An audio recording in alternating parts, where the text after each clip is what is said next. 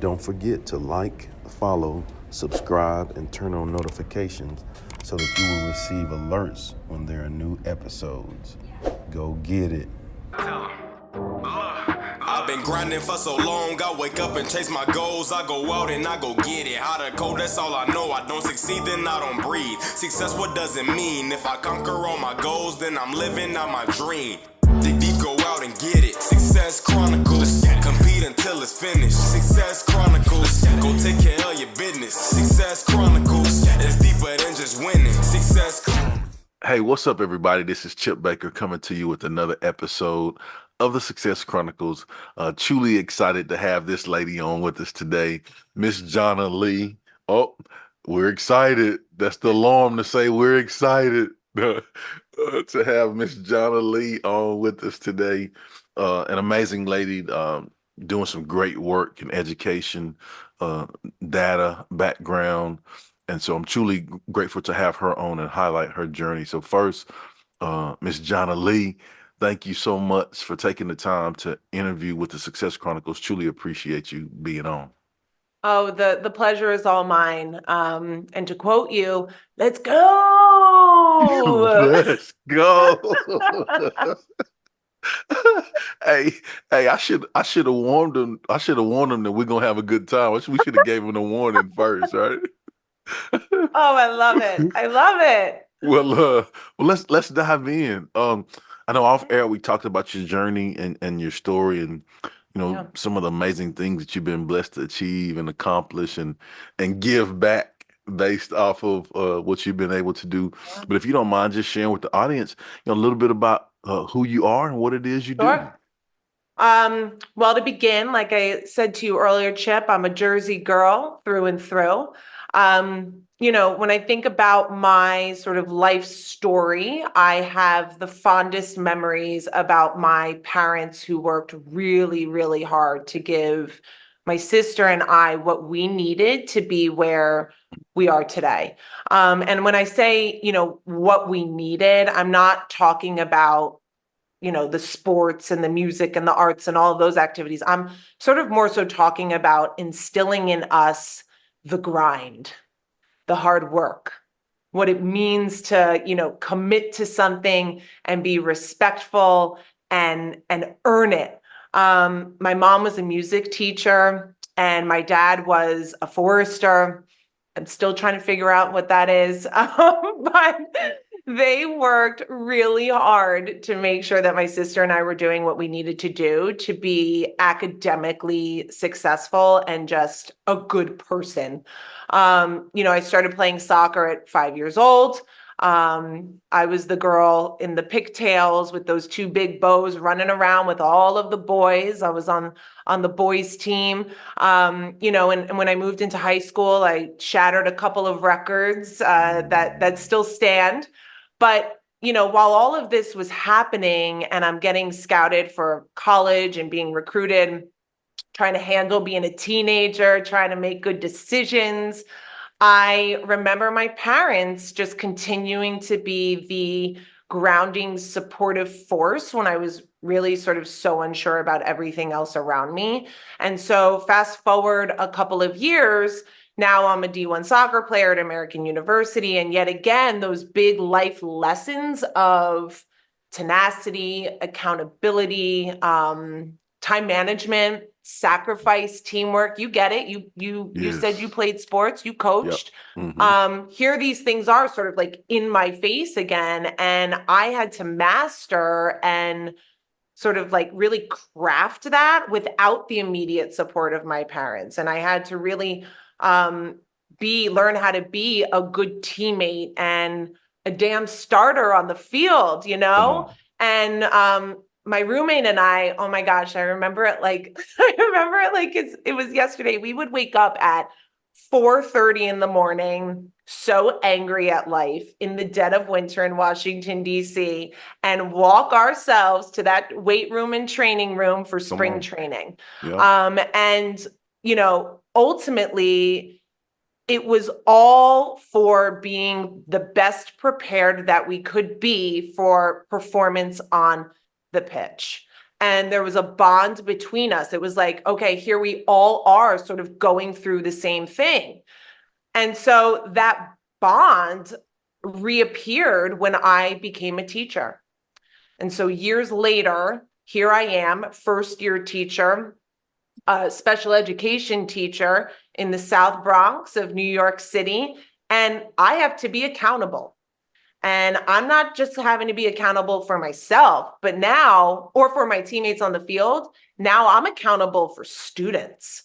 And so I have to believe in them. I've got to hold them to high expectations. The stakes are high because it's no longer about me or wanting to win a game. Yeah. It's about these kids. And that time management is real. We've got 45 Crucial. minutes to make it through all the content Yep. possible. But I've also got a team, whether it's my grade team or my special ed department. I've got a team around me who I respect and who I owe my best work to. And of course, as like a first year teacher, I feel like I'm floundering. I'm staying after school. I'm not sleeping. I have no idea if what I'm doing is right or wrong. I'm just trying to stay afloat. But when I look back on it now, like my days on the pitch with the boys in my pigtails and my days, on the college field, I was in training, except I was in training as a teacher, figuring it out. And the longer that I taught and learned, I began to realize that I had this way of using data in my classroom to Hmm. help me make decisions for my students. And the more I took risk in how to collect that data and use that data, the more confident and comfortable I felt that I was giving my students what they needed and deserved to be successful. I mean, these were kids who are growing up in a historically marginalized community, homeless, living in shelters, some of them not eating at night, single parent households. I mean, school was probably for many of them, the only like stabilizing place they had. Yeah. Safe And yet place. they deserved to be held to high standards and Mhm. expectations. And I would not allow their circumstances to define them.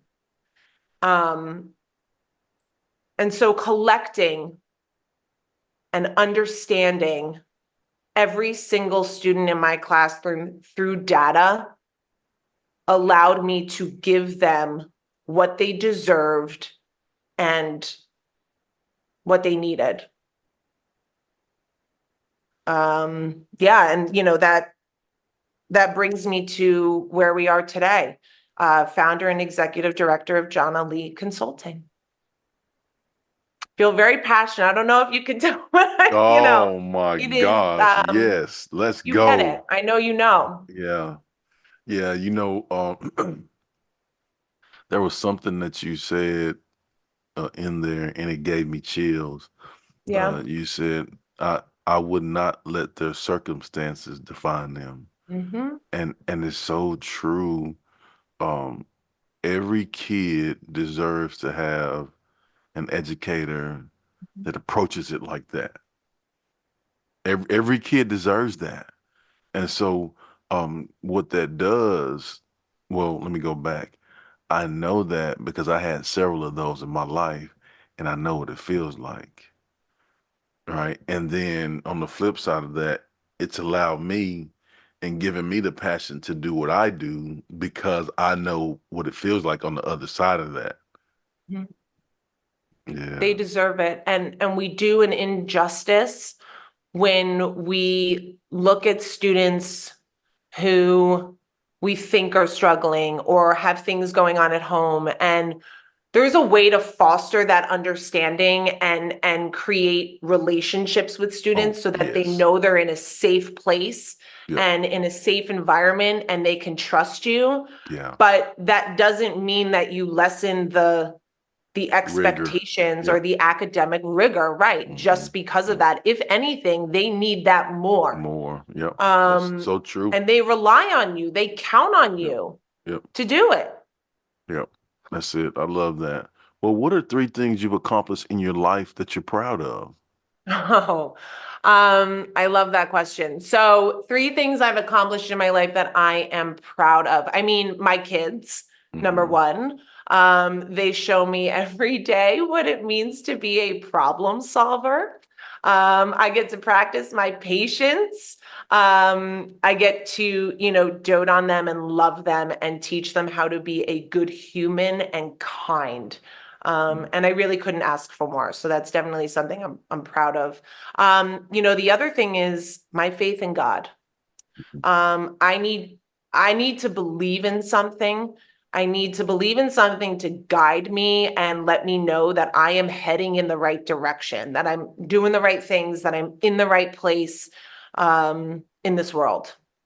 And then the last thing is I'm proud to be part of an industry like you, Chip, education, that impacts our most precious population, our children, our future. Every day, I get to problem solve with education leaders in the field, principals, superintendents, Yep. school leaders, Yep. instructional coaches, and and oftentimes these schools come to me with these goals and issues. Um, I had a conversation with a principal not too long ago, and she shared that her teachers are tired and student gaps are widening, and she's not sure how to hold her teachers accountable. And so I'm proud to be able to problem solve with these leaders by asking questions, sort of like what you do, right? I get to Mhm. hear their problems, I get to ask them questions, and I get to use my experience and expertise to become solution oriented with them. And I'm proud to be able to do that every day. So good. Well, just hearing you talk about, your journey, hearing you discuss the things that you're proud of, I would consider that to be hugely successful. So let's hit on success. What is your definition of success? So I think success for me, that definition has definitely evolved over time.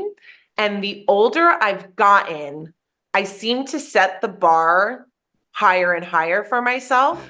Yeah. As a solopreneur, as a mom, as a wife, a sister, a friend, that definition has definitely changed for me. I played the violin for 14 years. At one point, my success was being able to make, I think it was like third chair in the high school orchestra, right? Mhm. At another point in my life, I found that success was determined by the growth that my students were making in the classroom. At another point in my life, success was determined by the amount of goals that I scored. Now I think success is just determined by my health and my happiness. If I can wake up every day and I've got my own health, my family's health, and deep within I am happy with where we're at, then that is success to me. So good. Well, what I want to do now is just kind of throw a couple words or phrases at you. If you don't Yeah, mind just sharing throw them, with throw them. the Yeah, if let's you go, don't Chip. mind just share, let's get, yeah, you said that at the beginning. Let's go, man. Let's go. Just throw a couple words or phrases at you. You just talk about what comes to mind or to heart when you hear these Mhm. words or phrases. You good with that? Love it. All right. So the first word I want to throw at you is data. Okay, first things that come to mind, empowerment, Hmm. confidence, and closing the achievement gap. Hmm. That's how you do it. That's how you Yeah. do it. I firmly believe in that, Chip. We will close the achievement gap when teachers learn how to collect data in the classroom that is low prep and sustainable. And there is a way to do that. It's just that they are not taught how to do that in their, pre-service and training programs. So Good. Right. So I'm gonna give you one other word, and cool. uh, and then I'm gonna warn you too and tell you, hey, this is the good one right here. This is the good Ooh, okay. But the word is legacy. Oh my gosh. Told you, I told you. Legacy. Legacy. First thing that comes to mind is I want to leave one when I'm far gone. I want to leave one, and that's why I entered into Jana Lee Consulting, because I want to spread the impact that data can have on a school and district in helping students learn and be successful outside of the classroom. And I want to meet with as many and hear the goals and needs and concerns with as many leaders as possible so that we can change the world through our work, because that's what we do as educators. You might leave the classroom, but you're always a learner and a listener. The teacher will never leave us. Yeah, so true. So that's the legacy I want to leave. That's awesome. Well, as we close, I'd love for you to get an opportunity to share with the audience where they can go follow you and check you out and show you some love with all of the amazing things you have going on. Thanks, Chip. Yeah, sure. So I'm on your Instagram. I'm on Twitter, jana.c.lee. Instagram is jana_c_lee. Pretty easy to find. I'm on LinkedIn. Go find me there. My website, www.janaleeconsulting.com. I recently launched a survey for school leaders, district leaders, where they can, it's called the Data Insight Survey for PLCs.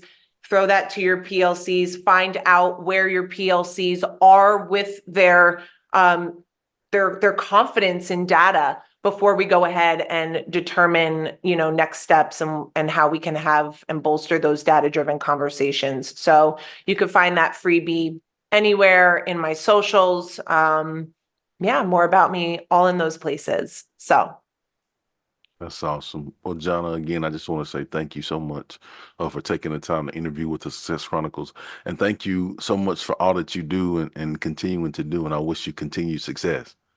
sending the love right back at you, Chip. Appreciate you, appreciate your Yeah. work, far and wide. So, thank you. All right. Well, thank you. And thank you guys for checking out this episode. We'll see you next time. God bless. Go get it.